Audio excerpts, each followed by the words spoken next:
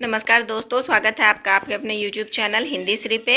हम सभी रामस्वरूप चतुर्वेदी जी की पुस्तक हिंदी साहित्य और संवेदना के विकास का अध्ययन कर रहे हैं, जिसमें हमारी 6 कक्षाएं हो चुकी है। अगर आपने पहले का वीडियो नहीं देखा है तो चैनल पे जाके वीडियो को ज़रूर देखें, तभी क्रमवार आपको सारी चीज़ें समझ में आएंगी। यहाँ तक हम लोगों ने वाचन कर लिया था, जिसमें एक महत्वपूर्ण तथ्य ये था कि अरस्तु ने संगीत को समाज के लिए उपादेय माना था, क्योंकि वो धार्मिक उत्तेजनाओं को शमित करता है और कविता को वो वांछनीय मानते हैं। वहीं पे उसके विरोध में खुसरो जी ने क्या किया था, साहित्य को और संगीत को समाज के लिए मिला लिया था। अरस्तु ने केवल एक को लिया था, संगीत को समाज के लिए उपादेय माने थे और कविता को वांछनीय माने थे, यानी कि कविता अपने मन पर है, समाज उसको ले या ना ले, लेकिन खुसरो जी ने दोनों को मिला लिया समाज के लिए। उसके आगे देखिए, रासो या रासऊ से हम लोग आगे पढ़ेंगे। रासो या रासऊ काव्य मूलतः रस कथाएं हैं, वीर या किसी एक अन्य एक रस से अनिवार्यतः संबंध नहीं है। यहाँ चतुर्वेदी जी क्या कहना चाह रहे हैं कि रासो या रासऊ जो है वो रस कथाएं हैं, यानी कि रस से संबंधित कथाएं हैं। सिर्फ मतलब रस से संबंधित जितनी कथाएं हैं या वैसी कथा जिसमें अनेक रस सम्मिलित हैं, सिर्फ वीर या किसी एक अन्य रस से अनिवार्यता संबंध रासो या रासऊ नहीं होगा, ऐसा चतुर्वेदी जी मान रहे हैं। पृथ्वीराज रासऊ के समापन में चंद कहता है, ये पंक्ति देखिए किसकी है, चंद की है, पृथ्वीराज रासो से। क्या है पंक्ति देखिए, रासऊ असंभु नव रस सरस छंदु चंदु किया अमिय सम श्रृंगार वीर करुणा विभक्ष भय अद्भुतः संत सम। यानी कि रासऊ की इन एकदम अंतिम पंक्तियों में कवि ने अपने कृतित्व को केवल नवरस कहकर संतोष नहीं कर लिया है।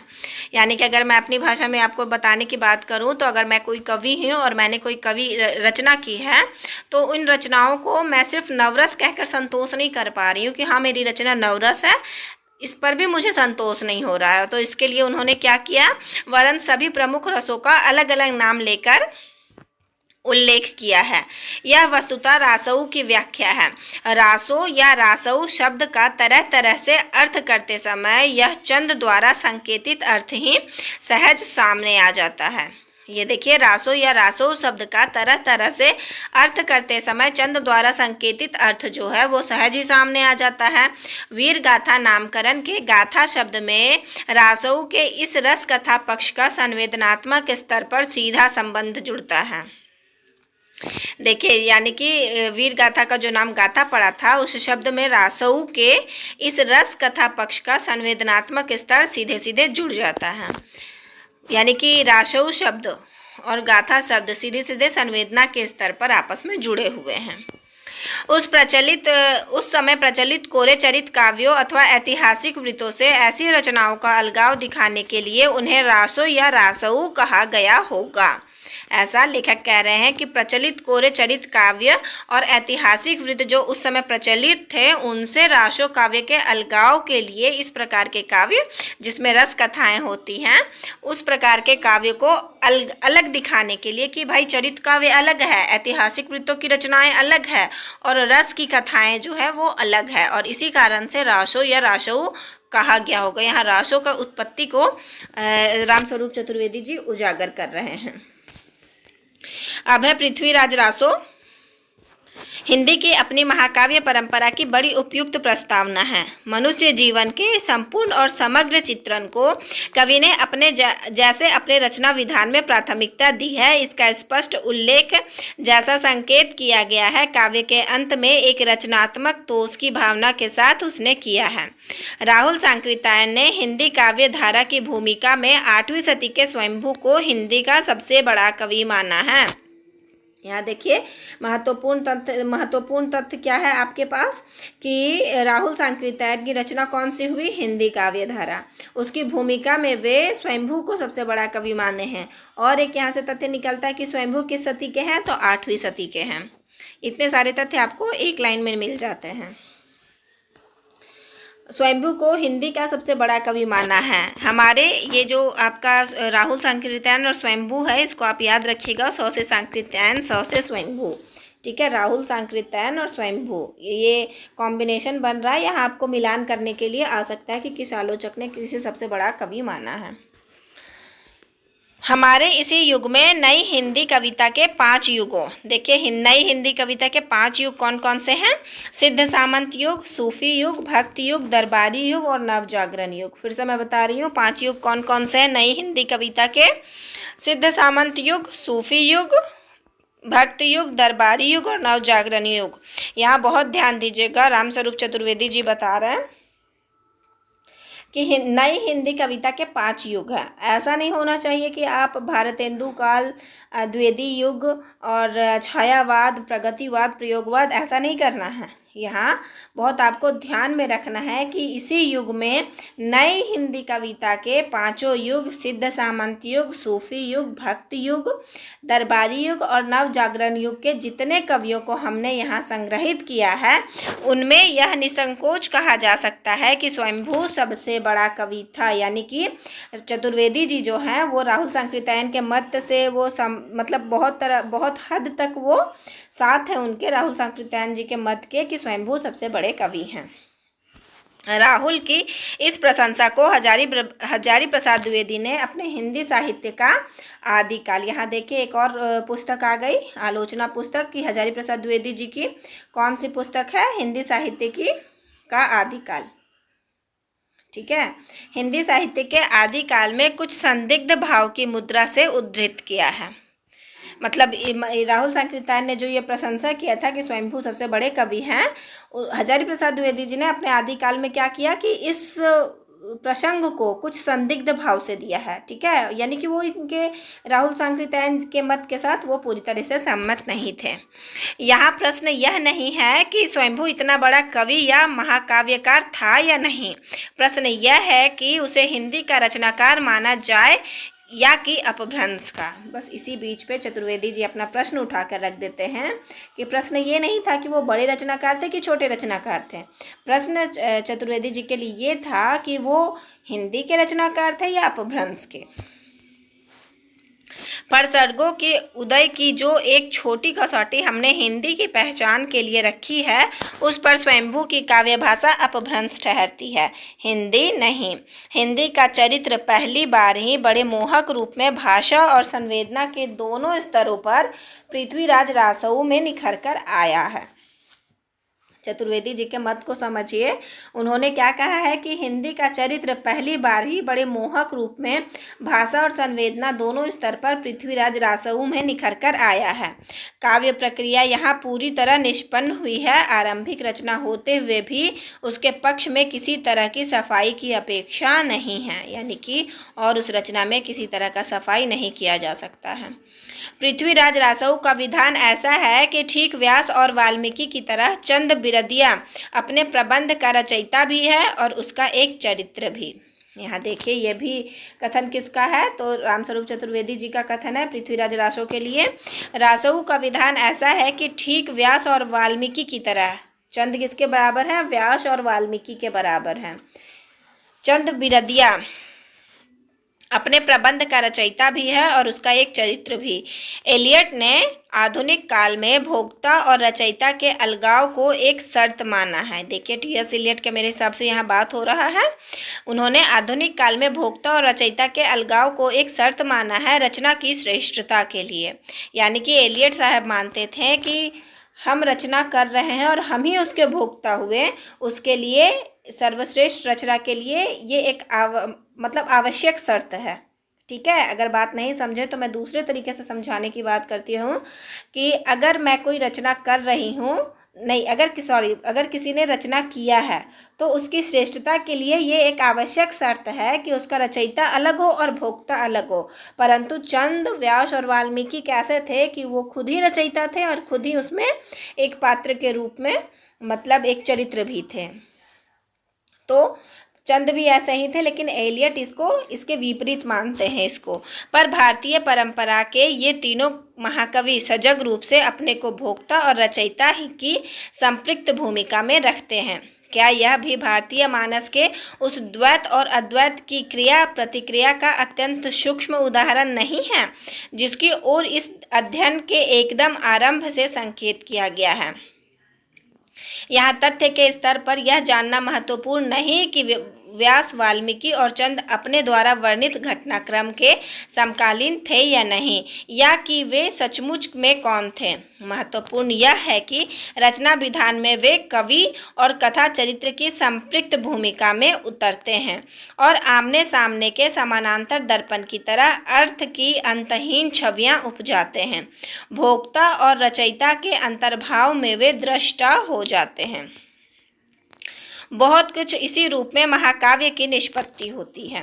सुखांत और दुखांत की विलक्षण संधि रेखा पर, यहाँ देखिए महाकाव्य की निष्पत्ति कैसे होती है। चतुर्वेदी जी कैसे मानते हैं कि महाकाव्य की निष्पत्ति हो रही है, सुखांत और दुखांत की विलक्षण संधि रेखा पर, यानी कि जहाँ सुखांत और दुखांत दोनों का संधि रेखा होगा वहाँ महाकाव्य की निष्पत्ति होगी। अगर ऐसा महाकाव्य जिसमें सिर्फ सिखांत और सुखांत ही हैं, वहाँ निष्पत्ति महाकाव्य की नहीं हो रही है, या तो फिर वैसी रचना जिसमें सिर्फ दुख ही दुख है, दुखांत ही हैं, तो वैसा वहाँ भी महाकाव्य की निष्पत्ति नहीं होगी। चतुर्वेदी जी महाकाव्य की निष्पत्ति के लिए एक विलक्षण मतलब एक रेखा प्रस्तुत करते हैं जहाँ सुखांत और दुखांत का संधि रेखा है। वह नेत्रविहीन पृथ्वीराज के शब्द भेदी, फिर से माफी चाहती हूँ, नेत्रविहीन पृथ्वीराज के शब्द बेदी बाण से गौरी की मृत्यु होती है और साथ ही पृथ्वीराज के जीवन का भी अंत हो जाता है।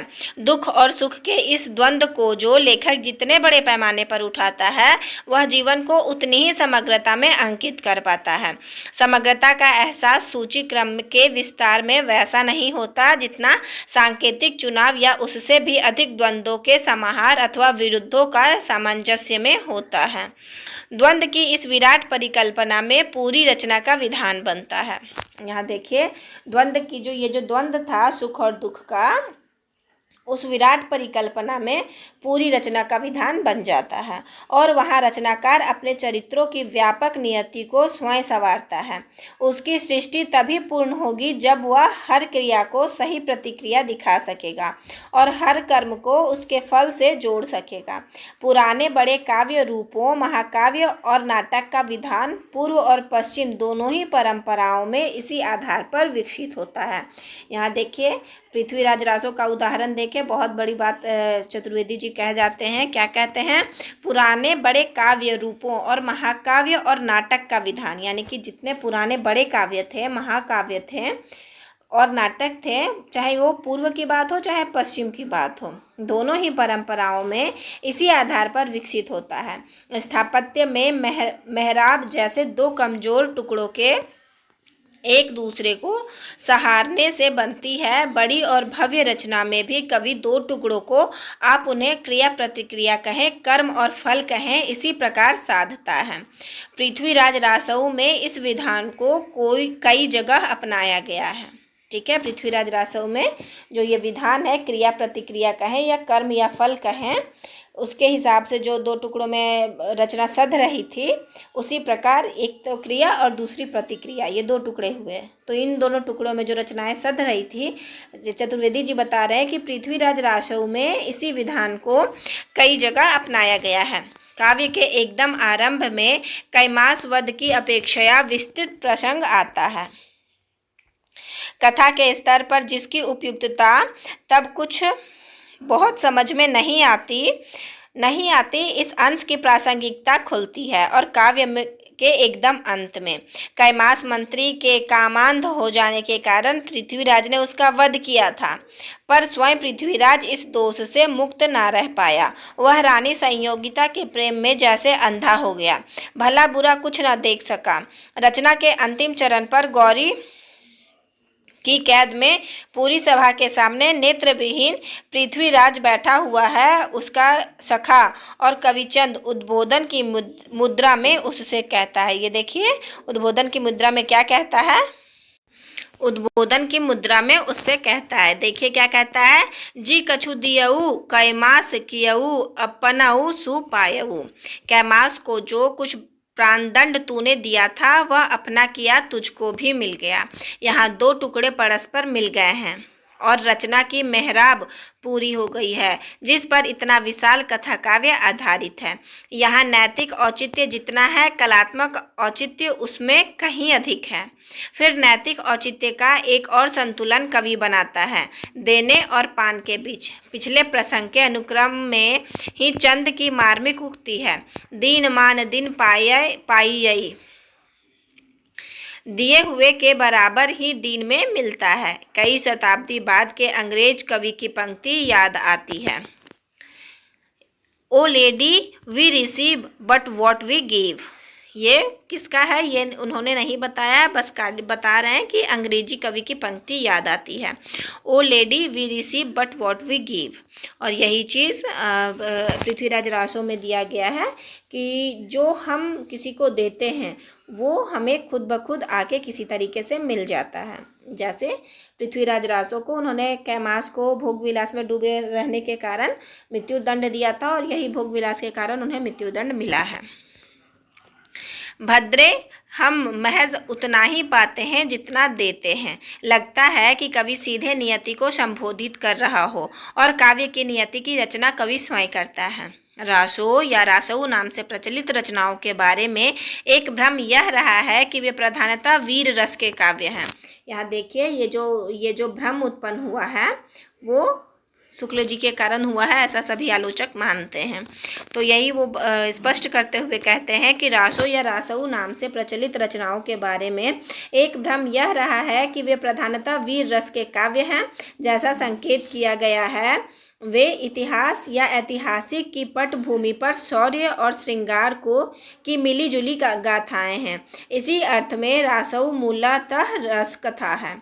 बिशलदेव रासो इस दृष्टि से उतना ही रासऊ काव्य है जितना कि पृथ्वीराज रासऊ। यहाँ देखिए कि चतुर्वेदी जी क्या मानते हैं कि बिशलदेव रासो इस दृष्टि से उतना ही रासो काव्य है जितना कि पृथ्वीराज रासो। पुरुष का कर्म क्षेत्र में असंयम जीवन में कैसी विषमताएं उत्पन्न करता है, इसका चित्रण पृथ्वीराज रासो का उपजीव्य है। यानी कि पुरुष जो है वो अपने कर्म क्षेत्र में असंयम जीवन में कैसी विषमताएं उत्पन्न करता है। यानी कि हम एक पुरुष हैं और हमारा जो कर्म क्षेत्र है उसमें जो जीवन मेरा असंयमित है, यानी संयम से नहीं चल रहा है, एक फ्लो में नहीं बह रहा है, असंयमित है, उथल पुथल है उसमें, और उस कारण से हमारी कैसी विषमताएं उत्पन्न होती हैं, इसका चित्रण पृथ्वीराज रासो में दिया गया है। पृथ्वीराज की वीरता चमत्कृत करती है तो विलासिता उतनी ही संकुचित करती है।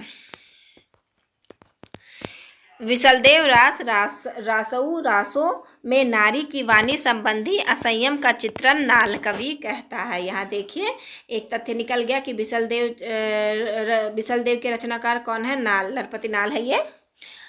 दव का दाथा हो कुपल लेई, जीभ की दाथा ना पालवई। ये रचना याद रखिएगा किस रचना से लिया गया है, तो बिशलदेव रासो से, माफ कीजिएगा, बिशलदेव रासो की ये पंक्तियां हैं। दव का दाथा हो कुपल लेई, जीभ का दाथा ना पालवई।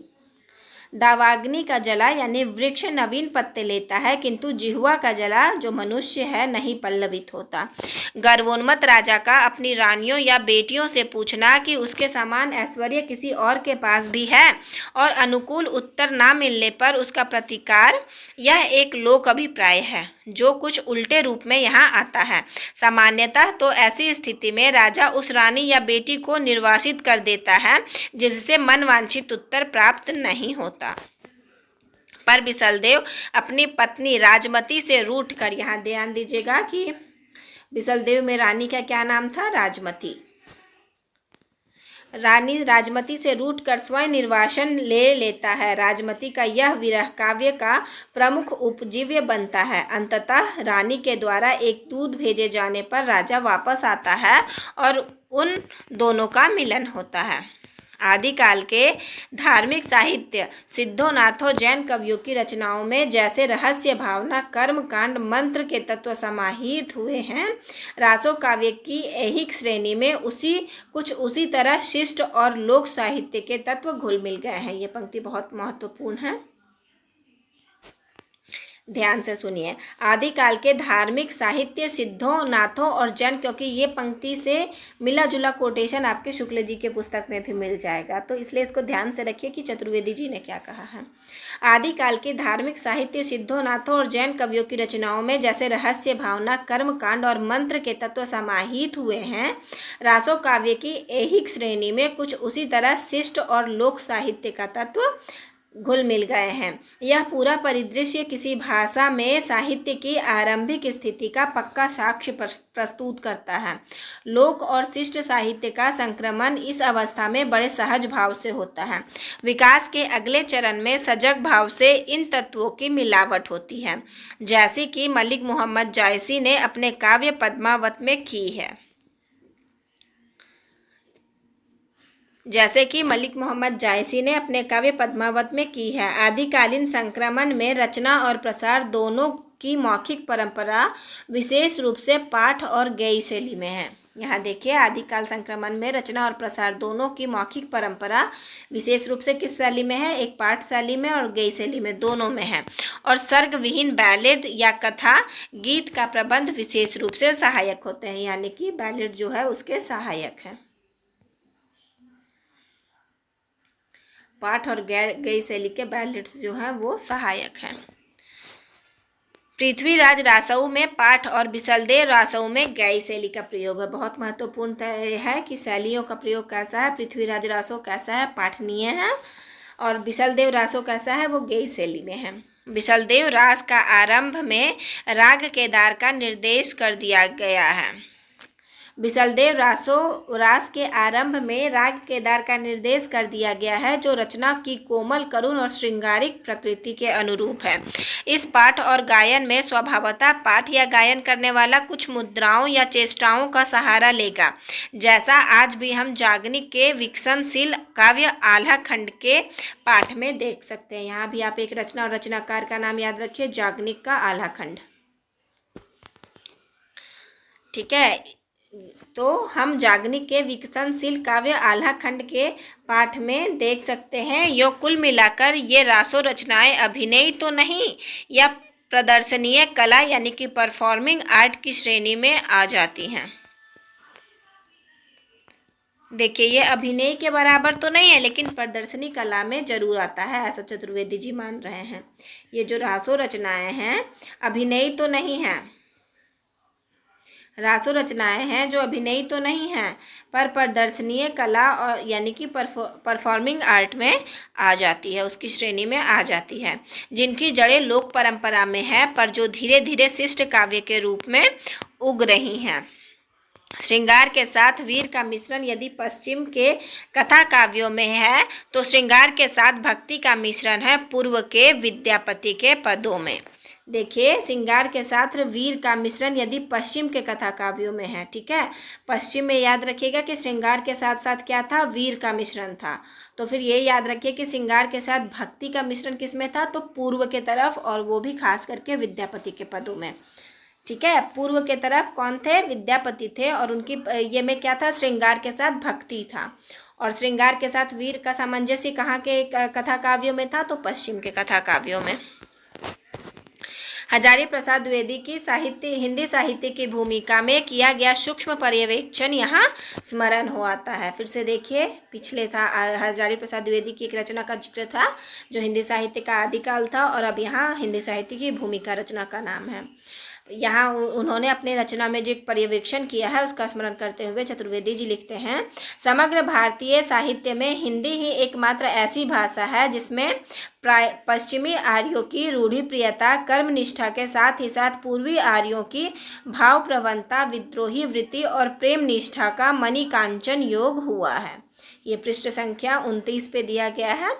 गाथाओं के उत्साह और पदों की तन्मयता के पीछे इन क्षेत्रों की ऐतिहासिक मनोदशा भी समझी जा सकती है। यहाँ क्या कह रहे हैं कि गाथाओं के उत्साह यानी कि जो हम गाथा कर रहे थे उसमें जो मेरा उत्साह था और पदों की तन्मयता जो थी उसके पीछे इन क्षेत्रों की ऐतिहासिक मनोदशा भी मतलब समझी जा सकती है कि उस इतिहास की क्या मनोदशा थी।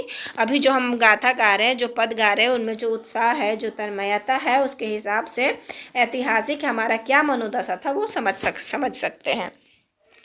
पश्चिम में विदेशी आक्रमणकारियों की लहरें हैं तो पूर्व में अपेक्षाकृत सुस्थिरता है। इसी प्रकार हिंदी साहित्य के आदिकाल में पूर्व की बोली है बौद्ध मतानुयायी सिद्धों में और वैष्णव कवि विद्यापति में। देखिए कि पूर्व की बोली किसमें किसमें है, अंडरलाइन कर देती हूँ। पूर्व की बोली बौद्ध मतानुयायी सिद्धों में और वैष्णव कवि विद्यापति में। यहाँ दो तीन चीज़ें निकल रही हैं कि पूर्व की बोली ऊपर में भी बता दिया गया कि विद्यापति में है, लेकिन विद्यापति कैसे हैं, वैष्णव हैं, और इसके साथ साथ सिद्धों में बौद्ध मत का अनुसरण कर रहे थे वैसे सिद्धों में पूर्वी बोली का देखने मिलता है। तथा पछाह की बोली यानी पश्चिम की बोली जैन कवियों शैव मत के तांत्रिक स्वरूप को लिए हुए नाथों और ब्राह्मण परंपरा मानने वाले गणेश और शारदा को मानने वाले रासऊ काव्यों के रचनाकारों में मिलता है। पछाह की बोली किसमें मिलता है, जैन कवियों और शैव मत के तांत्रिक स्वरूप को लिए हुए, यानी शैव मत का जो तांत्रिक स्वरूप नहीं लिया है उनमें नहीं होगा।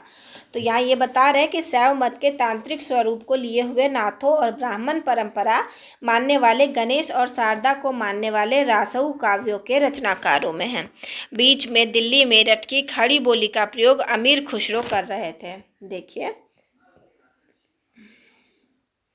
दिल्ली मेरठ की दिल्ली मेरठ की खड़ी बोली का प्रयोग अमीर खुसरो कर रहे हैं, जिन्होंने दो विपरीत प्रकार के धर्मों हिंदू और इस्लाम के समन्वय का विराट प्रयत्न किया है। ये पहले भी बताया गया है कि उन्होंने दोनों को मिला लिया था, साहित्य के लिए संगीत को और साहित्य को समाज के लिए। न केवल अपनी हिंदी कविता में जो अपेक्षाकृत कम मिलती है वरन अपने फारसी काव्य में भी जो प्रभुत परिमाण में सुलभ हों। यो ब्राह्मण जैन बौद्ध धर्म मतों और वैष्णव शैव तांत्रिक संप्रदायों का एक विचित्र सम्मिलन इस काल की भावभूमि में होता दिखाई देता है। फिर आक्रमणकारियों के साथ नवागत इस्लाम के प्रभाव को भी समेटने की चिंता है, जिसकी कुछ और तरह की प्रतिक्रियाएं आगे चलकर भक्ति काल में होती है। इस क्षेत्रीय भाषिक संवेदनात्मक वैविध्य को समरसता मिलती है हिंदी साहित्य में, यानी कि जो क्षेत्र के भाषिक जो संवेदना है और उसकी जो विविधता है, यानी विभिन्न क्षेत्र की विभिन्न भाषा अलग है और उनकी संवेदनाएं अलग है, और इसी विविधता की समरसता को मिलता हुआ हिंदी साहित्य में हम देख सकते हैं। आदिकालीन कवि मनुष्य को ईश्वर रूप में चित्रित करना चाहता है। इसकी चर्चा पहले हो चुकी है। हजारी प्रसाद द्विवेदी ने हिंदी साहित्य के आदिकाल में लिखा है, ऐसा लगता है कि रासोकार ने पृथ्वीराज को भगवत स्वरूप बताकर कहानी में थोड़ा धार्मिकता का रंग देना चाहा है। यहाँ ये बहुत याद रखिएगा कि ऐसा कौन मानते हैं कि पृथ्वीराज रासो भगवत स्वरूप बताकर थोड़ा धार्मिकता का रंग देना चाह रहे हैं। तो ऐसा कौन मानते हैं, हजारी प्रसाद द्विवेदी जी मानते हैं। कीर्तिलता के कवि ने भी पाठक को कुछ पुण्य लाभ का प्रलोभन दिया था। पुरुष कहानी हो कहो जशु पथावे पुनु पदावली, ये पृष्ठ संख्या 12 पे दी हुई है। पुरुष कहानी हो कहो जसु पथावे पुनु पदावली में तो ऐसा जान पड़ता है कि विद्यापति प्रेमी प्रेमिकाओं मात्र को कृष्ण राधा के रूप में परिकल्पित करते हैं। जहाँ सच्चा प्रेम है वहाँ राधा और कृष्ण ही आश्रय और आलंबन है, उसे उनका मानना लगता है, और राधा माधव का यह रूप अपने में आराध्य है। इस प्रवृत्ति के कारण ही विद्यापति अपनी गहरी भक्ति भावना के बावजूद काव्य की ऐहिक परंपरा के अधिक निकट आते हैं।